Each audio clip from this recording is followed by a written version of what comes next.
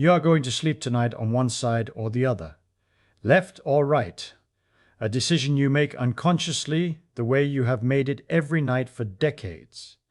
The side you choose determines the direction gravity pulls on the acid in your stomach, the blood returning to your heart, the lymph draining from your tissues, and the cerebrospinal fluid clearing waste from your brain for the next 8 hours.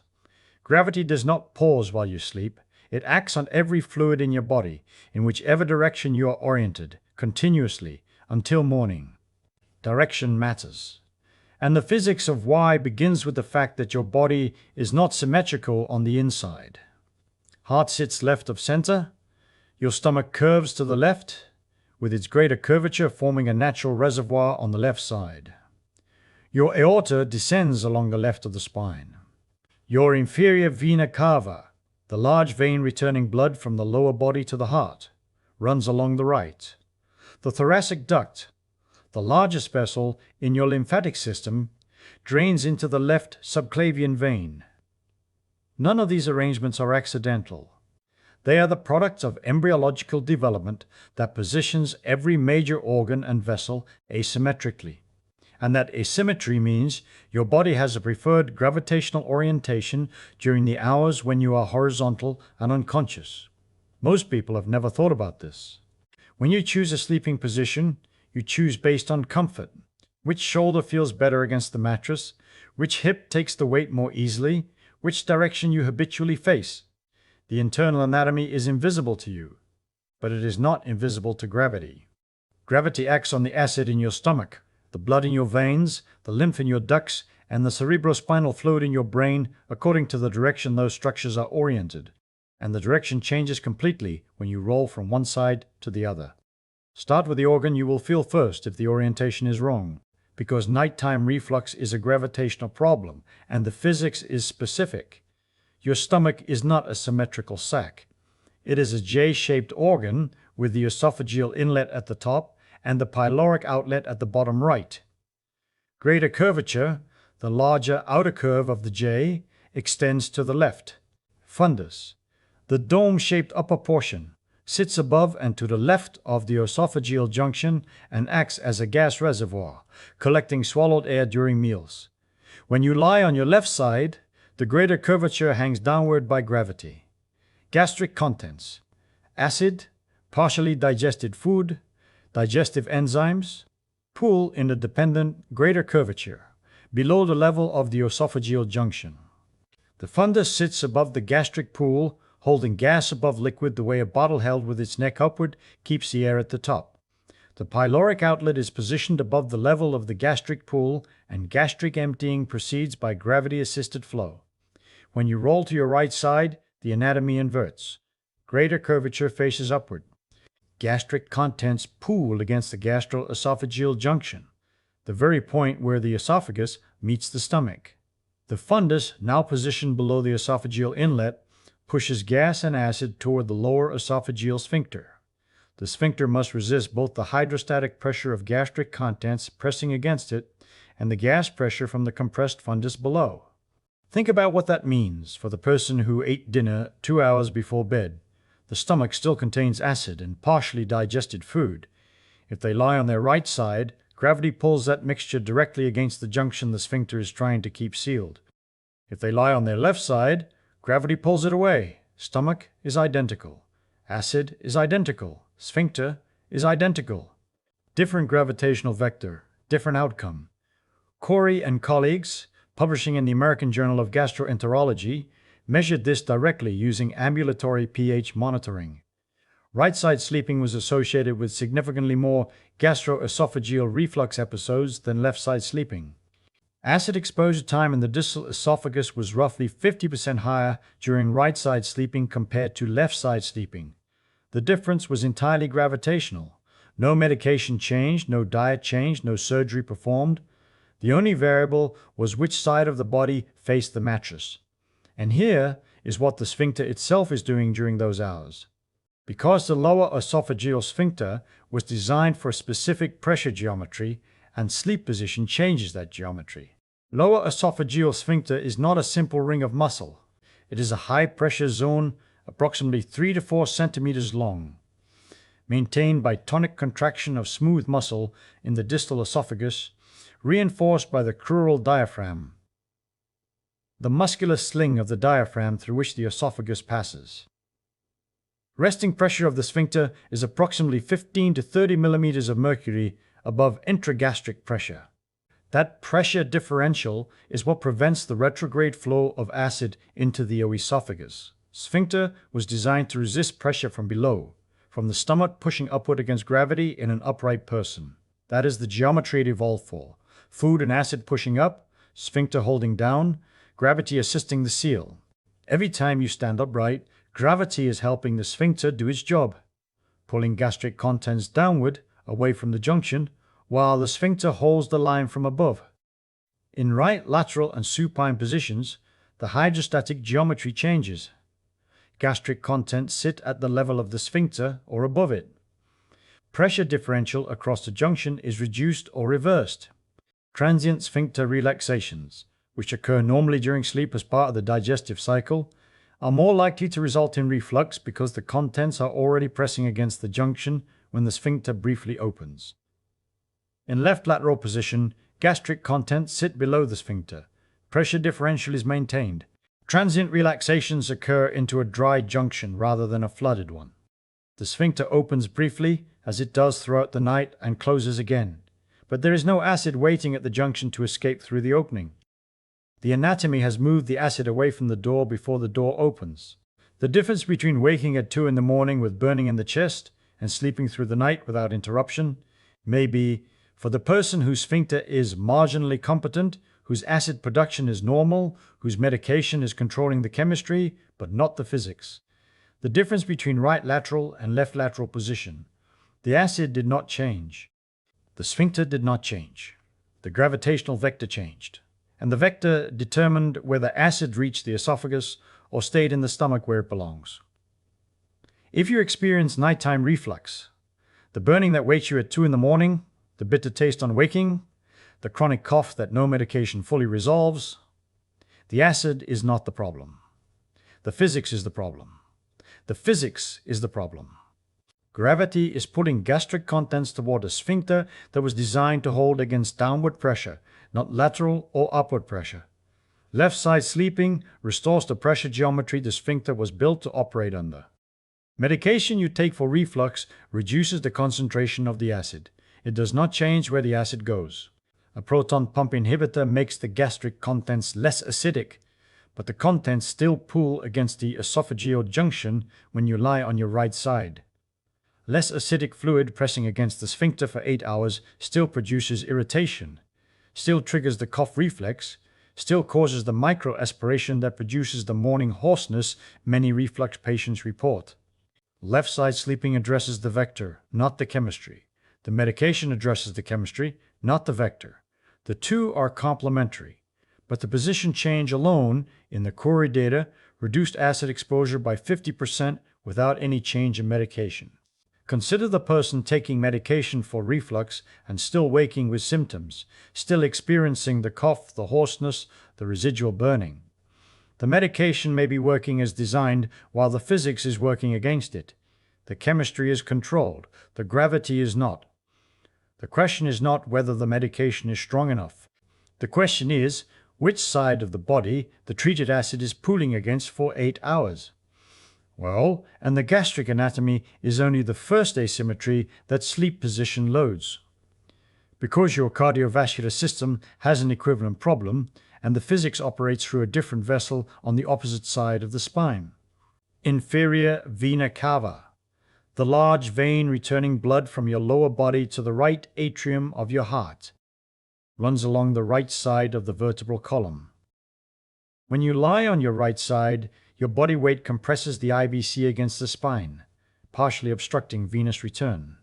Blood returning from your legs, your kidneys, your liver, all of it passes through a vessel that is being compressed by the weight of your abdominal contents pressing it against the vertebral column. The obstruction is not complete. It is partial. A narrowing of the vessel diameter that reduces flow rate the way stepping on a garden hose reduces water flow without stopping it entirely. When you lie on your left side, the IVC is unloaded. Gravity pulls the abdominal contents away from the vein rather than onto it. Venous return improves. More blood reaches the right atrium per cardiac cycle. Your heart receives a fuller preload and pumps more efficiently against lower resistance. The difference between the two positions is the difference between a pump receiving its designed input volume and a pump working against a partially crimped supply line. Same pump, same demand, different supply. Difference may not be conscious. You do not feel your IVC being compressed, but the cardiovascular system registers compression through the baroreceptor reflex. When stroke volume drops, heart rate increases to compensate. In pregnancy, where IVC compression is dramatic, the heart rate response is directly measured. In non-pregnant adults, the compression is smaller and the heart rate response has not been directly measured in sleep position studies, but the baroreceptor mechanism is identical. Your heart in right lateral sleeping is likely working marginally harder, not because of disease, not because of fitness, but because the plumbing is being compressed by the weight of the body it serves. You see, the difference in cardiac preload between left and right lateral positions has been measured most dramatically in pregnancy studies, where the enlarged uterus makes IVC compression severe enough to cause maternal hypotension in the supine position. But the physics applies to every body. The IVC runs along the right side of the spine in every human. Body weight compresses it in every right lateral position. The compression is smaller in a non-pregnant adult, but it is present, it is measurable, and it operates for 8 hours every night. Consider what that means. Your heart works slightly harder when you sleep on your right side, not because the heart is different, but because the vein feeding it is being compressed by the weight of your own body against the spine. 8 hours of marginally reduced venous return every night across years and decades is a cumulative hemodynamic load that left side sleeping removes. The heart that receives full preload all night long operates at a lower heart rate with better stroke volume, using less energy to move equivalent blood volume. The heart that works against partial IVC compression operates at a higher rate with reduced efficiency, consuming more oxygen to achieve equivalent cardiac output. The difference on any single night is clinically insignificant. Accumulated across years of nights, it is a workload your heart performed that it did not need to. And then, the system most people have never heard of that depends on gravity more than any other, because the lymphatic system has an asymmetry so profound that sleep position changes where 75% of your body's lymphatic drainage converges. Lymphatic system, the network of vessels that collects interstitial fluid, filters it through lymph nodes, and returns it to the bloodstream, has a structural asymmetry that is rarely discussed outside of anatomy courses. The thoracic duct, the largest lymphatic vessel in your body, collecting lymph from the entire lower body and the left upper body, empties into the venous system at a single point, the junction of the left internal jugular vein and the left subclavian vein. 1 point, left side. Approximately 75% of your body's lymphatic drainage converges there. Lymphatic vessels have thin walls and operate at low pressure. Unlike the cardiovascular system, which has the heart as a central pump generating the pressure that moves blood, the lymphatic system has no central pump. It relies on external forces to move fluid, skeletal muscle contraction, squeezing the vessels during movement, respiratory pressure changes from breathing, and gravity. During sleep, when your muscles are largely inactive and your breathing is shallow and regular, gravity becomes the dominant driver of lymph flow. The direction gravity pulls determines whether lymph moves toward the drainage point or away from it. Left side sleeping positions the thoracic duct's drainage point at a lower gravitational potential than much of the lymphatic network it serves, facilitating flow from the right side of the body and the lower limbs toward the drainage point on the left. Right side sleeping positions the drainage point higher than much of the network, requiring lymph to flow uphill against gravity through thin-walled, low-pressure vessels with no pump to drive it.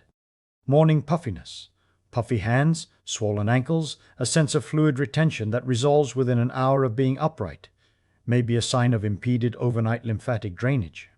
The puffiness is interstitial fluid that the lymphatic system should have collected and returned to the bloodstream during the night. In the upright position, gravity assists drainage from the extremities toward the thoracic duct. In left lateral sleep, gravity assists drainage toward the duct's terminus. In right lateral sleep, gravity impedes it. The morning puffiness that resolves once you stand is the gravitational correction, the fluid finally draining once the body is oriented in a direction the lymphatic system can work with. Lymphatic system's role in immune surveillance. Filtering pathogens through lymph nodes, presenting antigens to lymphocytes, clearing cellular debris from tissues, means that overnight lymphatic drainage efficiency directly affects immune function during the period when your body does its most intensive repair and immune maintenance. Position that optimizes this drainage for 75% of the lymphatic network is left lateral. Position that impedes it is right lateral. The difference is gravitational, 9.8 meters per second squared, acting on fluid in thin-walled tubes for 8 hours. Your immune system does not know which side you're sleeping on, but the fluid that feeds it, the lymph carrying antigens to lymph nodes, carrying immune cells to infection sites, carrying debris away from healing tissue, flows faster or slower depending on whether gravity assists or resists the drainage pathway. The side you choose determines the throughput of the system that maintains your immune surveillance while you are unconscious. That asymmetry, 75% of the body's lymphatic drainage converging at a single point on the left side, with gravity as the primary driver during sleep, is the fact I cannot set aside in the sleep position literature, because it means every night you spend on your right side, gravity is working against a drainage system that clears your tissues and maintains your immune surveillance. Not dramatically, not dangerously, but consistently for hours in the wrong direction. The lymphatic system was not designed with sleep position in mind, but sleep position determines whether gravity assists or resists its primary drainage pathway. And then, the brain's waste clearance system. Because what was discovered in 2012 changed the understanding of what sleep actually does, and the efficiency of the clearance depends on position. Brain's dedicated waste clearance pathway, cerebrospinal fluid flowing along perivascular channels surrounding arteries entering the brain, collecting metabolic waste including amyloid beta and tau protein, draining along perivenous channels, was discovered in 2012 by Macon Nedergaard's group at the University of Rochester. System operates primarily during sleep, when the interstitial space in the brain expands by approximately 60%, reducing resistance to fluid flow. During waking hours, the lymphatic system runs at a fraction of its sleeping capacity. Your brain waits for sleep to clear the metabolic waste that accumulated during the day, and the efficiency of that clearance depends on the angle at which the drainage pathways are oriented relative to gravity. Implications for the person over 65 are direct. Amyloid beta, the protein whose accumulation is associated with Alzheimer's disease, is cleared from the brain primarily during sleep through the lymphatic pathway. The rate of that clearance is a fluid dynamics problem. Fluid flows faster through tubes when gravity assists rather than resists the flow direction. Sleep position determines whether gravity assists or resists the drainage angle. Every night you sleep, the lymphatic system is running, clearing the amyloid beta and tau that accumulated during the day, flushing the metabolic waste products of 16 hours of neural activity. The angle at which that flushing occurs, determined by your sleep position, changes the throughput of the system. The connection between sleep position and amyloid clearance rate is not established at the level of human clinical data, but the gravitational physics of fluid flowing through tubes at different angles is not controversial. It is plumbing. Lee and colleagues published in the Journal of Neuroscience in 2015 that lymphatic transport in rodents was most efficient in the lateral sleeping position compared to supine or prone. Lateral position produced the fastest clearance of amyloid beta tracer from the brain interstitium. Lee's data established lateral over supine or prone. It did not distinguish left lateral from right lateral. The study measured position category, not side specificity. Anatomical argument for left lateral specifically is an inference from jugular vein asymmetry, not a measured finding. Jugular veins are not symmetrical in most people. The right internal jugular is typically dominant, carrying approximately 60 to 70% of cerebral venous drainage. In left lateral sleeping, the dominant right jugular vein is positioned uppermost, and the gravitational drainage angle would be optimized for flow into the superior vena cava. The logic is anatomically sound. The direct measurement, left lateral versus right lateral lymphatic clearance rate, has not been performed. Research is in rodents. The direct human measurement of lymphatic clearance rate by sleep position has not yet been performed. The rodent data is the best available. The mechanism is plausible. The rodent data supports lateral over supine, and the anatomical argument for left lateral specifically is consistent with the jugular asymmetry, but it remains an extrapolation, not a confirmed finding. Well, and the heart itself has a positional preference, because it is not centered in the chest, and the way it hangs within its membrane changes with your orientation. Heart sits in the left hemithorax, suspended within the pericardium, with its apex pointing toward the left anterolateral chest wall. In left lateral sleeping, the heart rests against the chest wall, with gravity assisting its natural position. The apex settles toward the chest wall. The valves align with their design geometry. The great vessels maintain their normal angles. In right lateral sleeping, the heart hangs from its great vessel attachments, the aorta, pulmonary arteries, and venae cavae, and swings rightward within the pericardium. This produces a slight mediastinal shift that alters the geometry of the tricuspid and mitral valves. For most healthy adults, this shift is clinically insignificant. The heart accommodates positional changes without measurable dysfunction.